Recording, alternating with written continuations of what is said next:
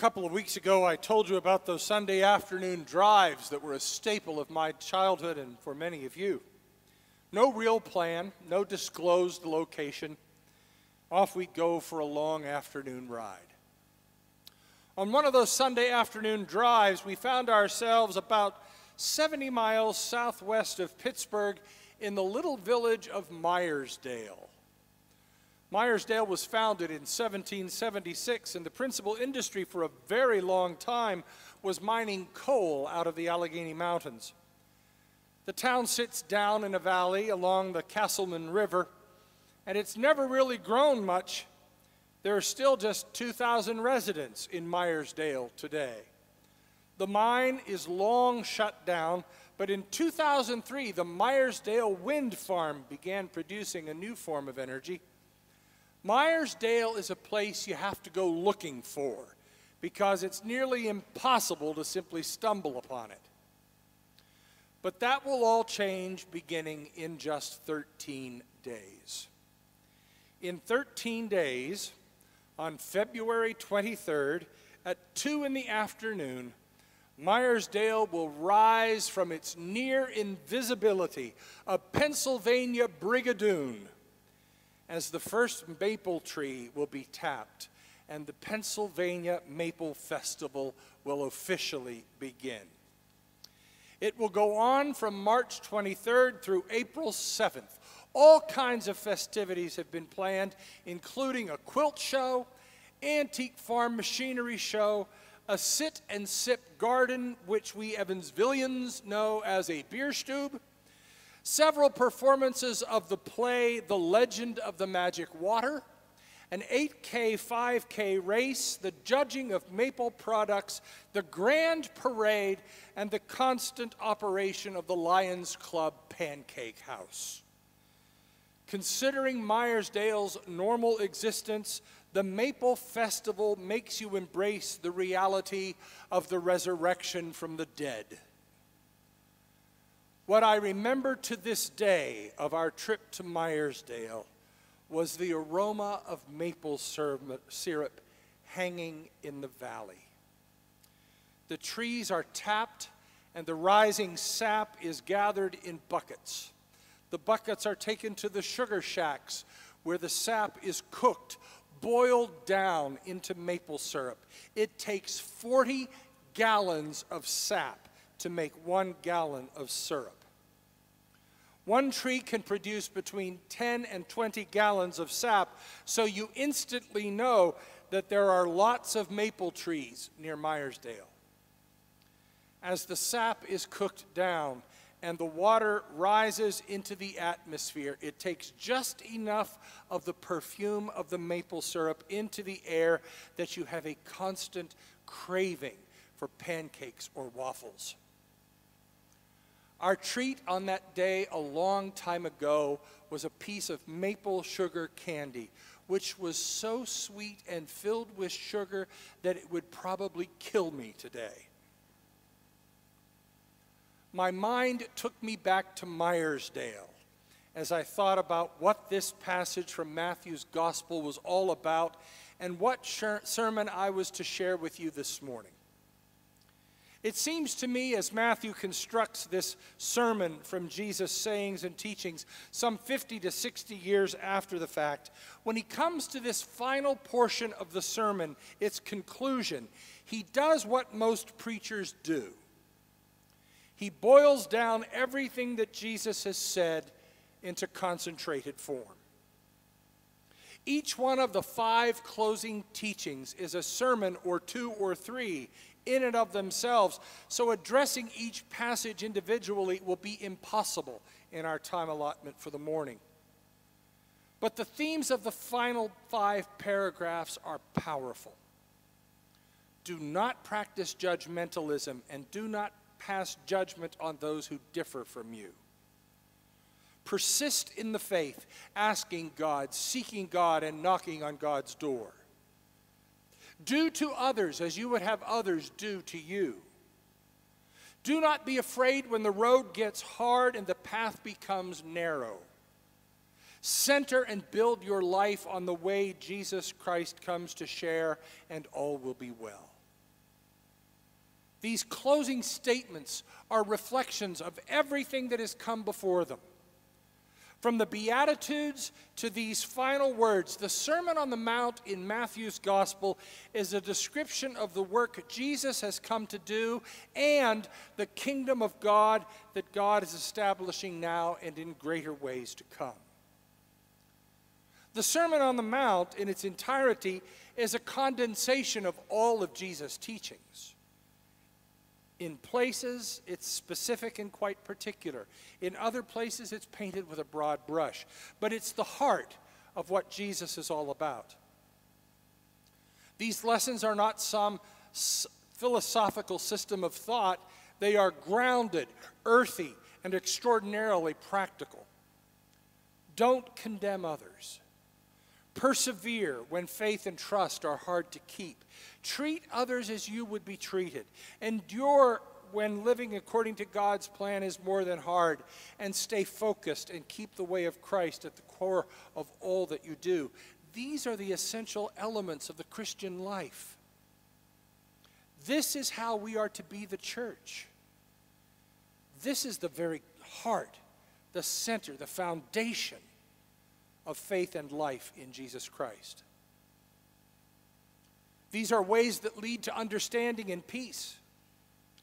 When we stop practicing the hateful business of condemning others because of their skin color, their country of origin, their social class, who they love, or any of the things that divide and destroy our humanity, when we begin seeing all people as created equally in the image of God, we will find it hard to practice hatred and violence against them. When hatred and violence are put away, fear quickly follows. When we live this new life that Jesus comes to demonstrate to us, we begin to see the darkness and shadows of the world melt away as we take up the work of being the light of the world.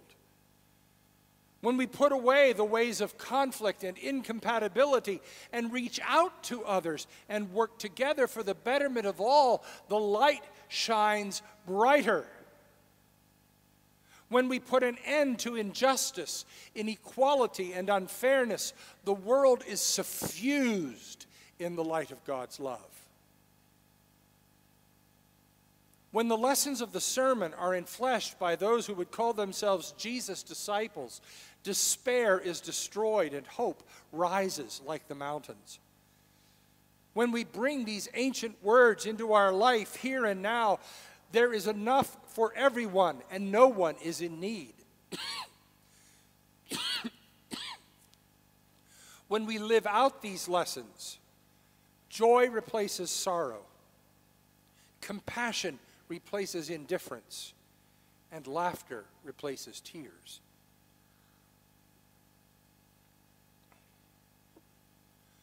Boil it down. Concentrate the message Jesus gives. Distill the wisdom of Jesus' way, and what do you get? Do not practice judgmentalism or judge those who are different from you. Persist in the faith, even asking God, seeking God, and knocking on God's door. Do to others as you would have others do to you. Do not be afraid when the road gets hard and the path becomes narrow.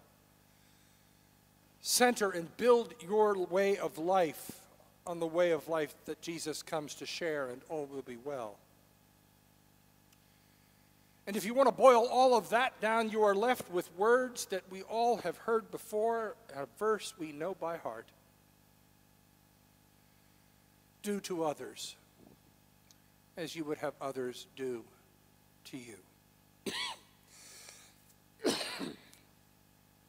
It is not an accident that those words are filled with action. It is not given to us as, think of others as you would have others think about you. It is not, wish for others what you would wish for yourself. It's not even, hope for others to have the things that are already yours. The word is do. It's an action word. Christian faith is about action, about giving yourself away for others. It's about pouring yourself out when another is in need. It's about being there when someone's world is falling apart. It's about standing with those the world stands against. It's about caring for those the world has forgotten.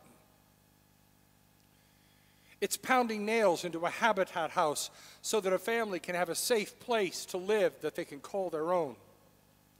It's about giving a Saturday morning to filling boxes of food at Tri-State Food Bank so that elderly people have food to eat, or packing backpacks so that school kids have food to take home for the weekend. It's about standing up to ignorance and hatred when some want to exclude others from full participation in our community. It's about standing with the poor who are squeezed out in the name of downtown renewal. It's about making sure that every child and young person is given an equal education across our school corporation. It's about living into the statement we will make again in a few minutes, that God's redeeming work in Jesus Christ embraces the whole of human life: social and cultural, economic and political, scientific, technological, and individual and corporate. It's about living our faith in the wholeness of human life and bringing the fullness of human life to every person, because every person is created in the image and likeness of God. So if you haven't made any plans for spring break, you might want to consider a trip up to Myersdale, Pennsylvania. They are not paying me for this advertisement. Grab a few pancakes, drown them in some great syrup, take in the quilt show and the tractor pool. It's not Panama City Beach, but I can pretty much assure you that most of them will keep their clothes on. And then breathe deeply that wonderful air. The warming aroma of maple syrup fills your olfactory passages, and then it sweetens your soul. They'll be boiling it down up there in Myersdale. And even if you don't make the pilgrimage to Pennsylvania, breathe deeply the words of Jesus' summation. Do to others as you would have them do to you. Boil your life down to that concentrated exposition of all Jesus' teachings, and the sweetness of life for you and for others will fill your life for now and evermore. Amen.